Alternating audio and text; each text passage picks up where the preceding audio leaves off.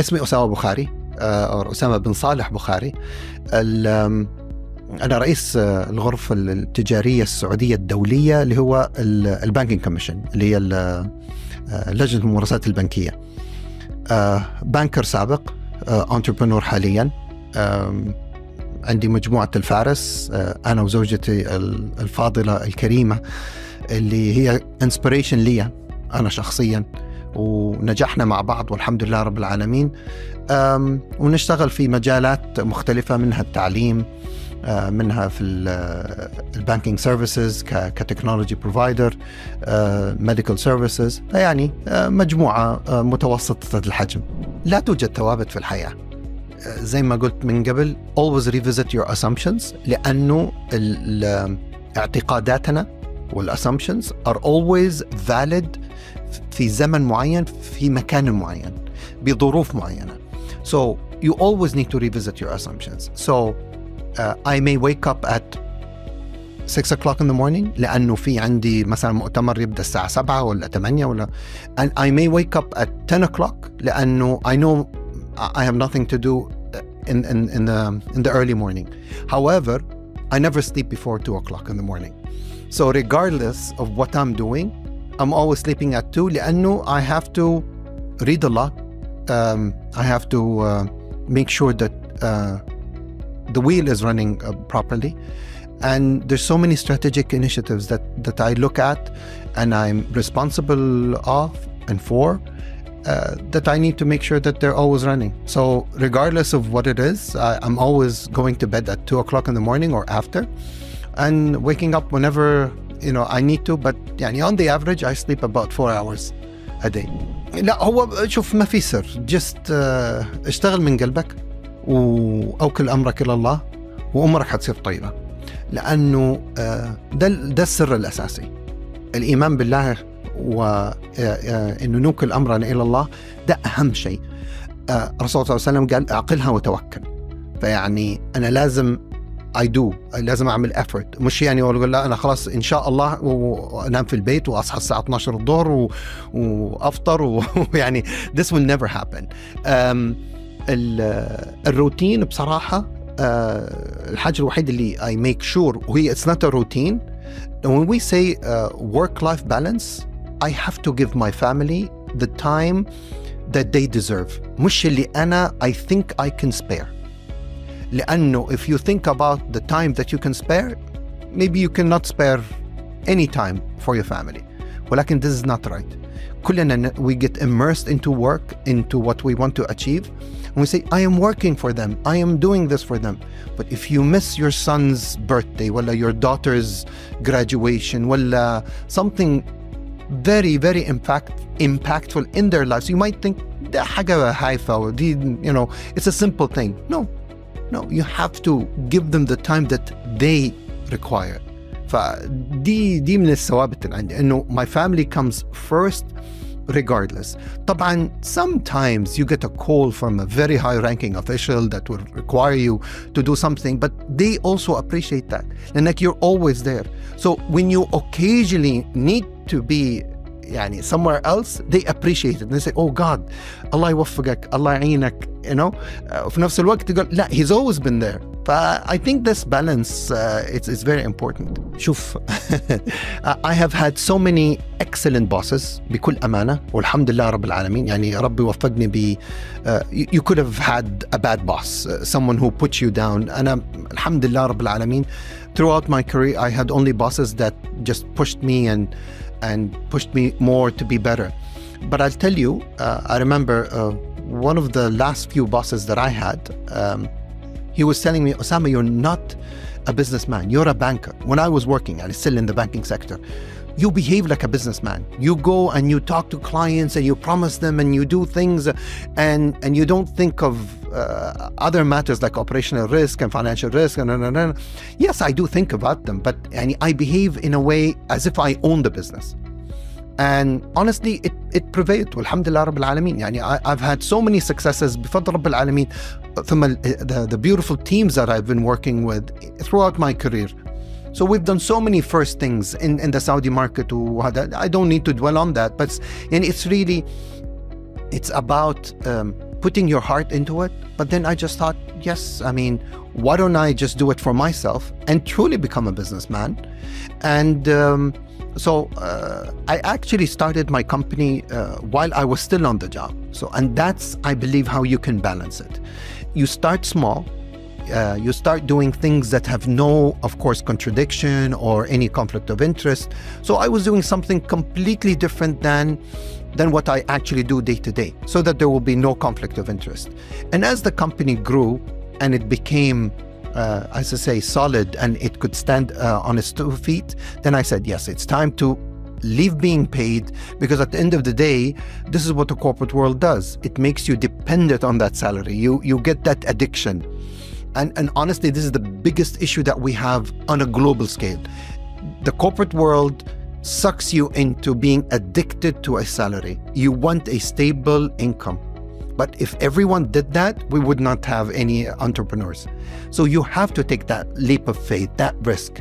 But it has to be calculated also. I mean, if you're responsible of a family and kids, and you cannot just say, la khalas, I'm going to leave the job and do something. So you could do that. So it was really about that. Starting the company, as it progressed, alhamdulillah rabbil alameen, it grew in a good way. So I was able to leave my paying job and just focus on a personal business.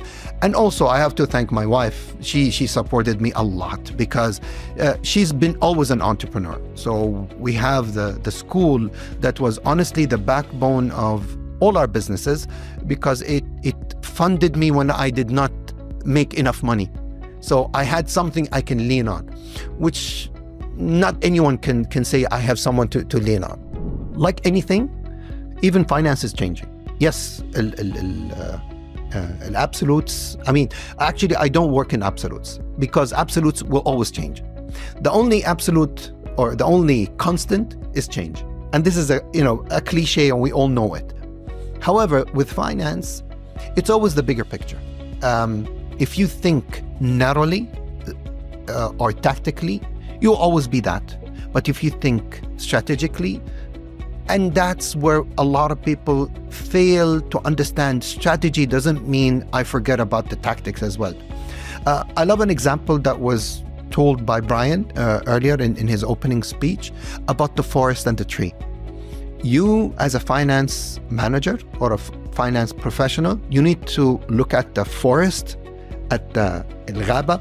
At the same time, you need to focus on a tree, because the trees are the elements that make that forest. So is the tree healthy? Is the tree sick? Is it growing in the right way?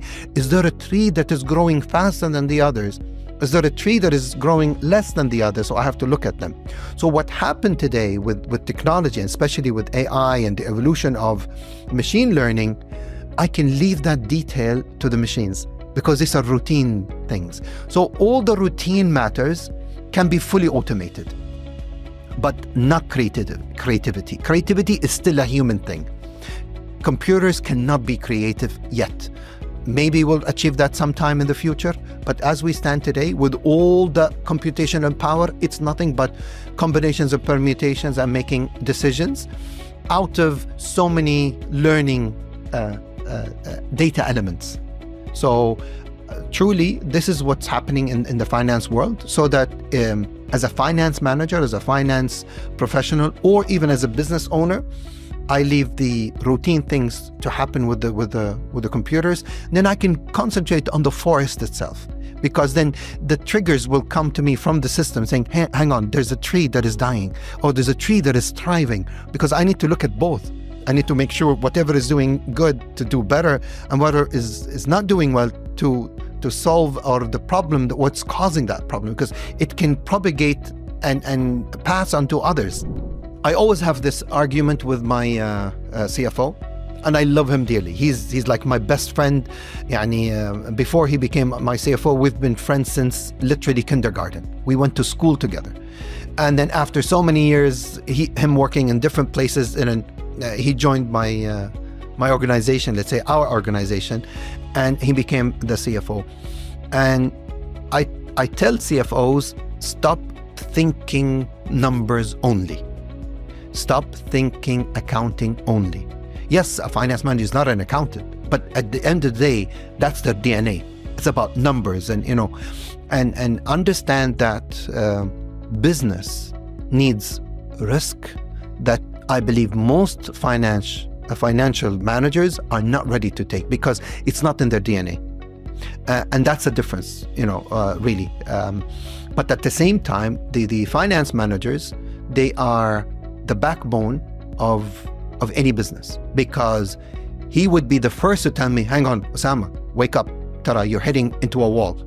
Ah, really? I thought I was doing well. La, shuf, according to these numbers, we're heading towards something that is not good. And I say, okay, thank you for telling me. Okay, let's look at that.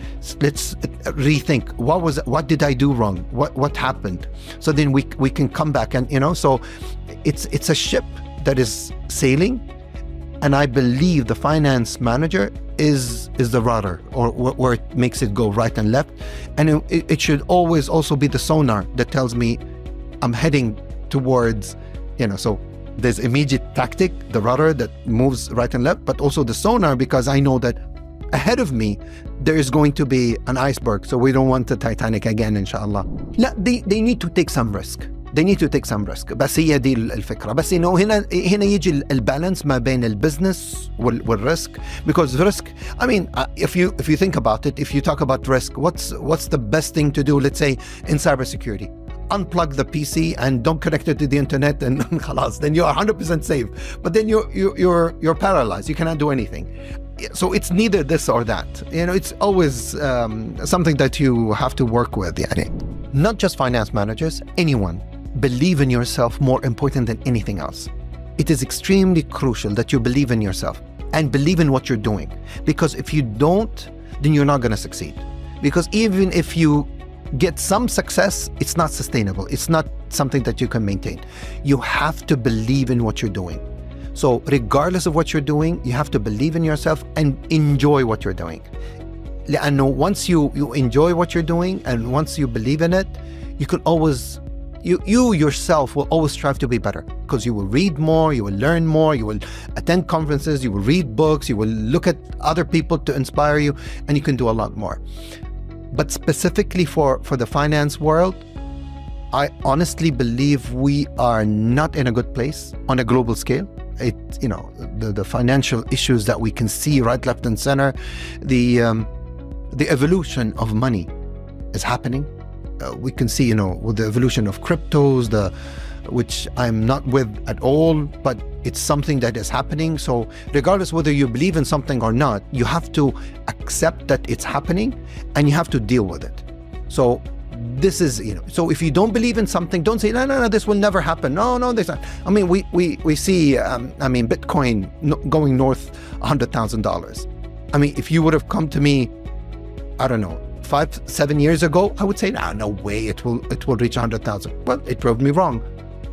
But does that mean I'm going to change and I'm going to support it? And I still don't, because it's, all these cryptos are, not asset-backed, and they are not regulated in the proper way. Once they become regulated, then I would say we have something to work on. You have to be adaptable. Absolutely. You cannot be rigid. And I said, always revisit your assumptions. If you do that, you'll say, oh, wow, I thought that was right. No, it's not. Sometimes something that you believe that was right, it's completely wrong now. Or sometimes it may be, it's still valid. As I told you, honestly, my biggest inspiration is two things that are not related to each other. I would say my wife and how she supports me, but then the other inspiration is something completely different, which is George Lucas and Star Wars.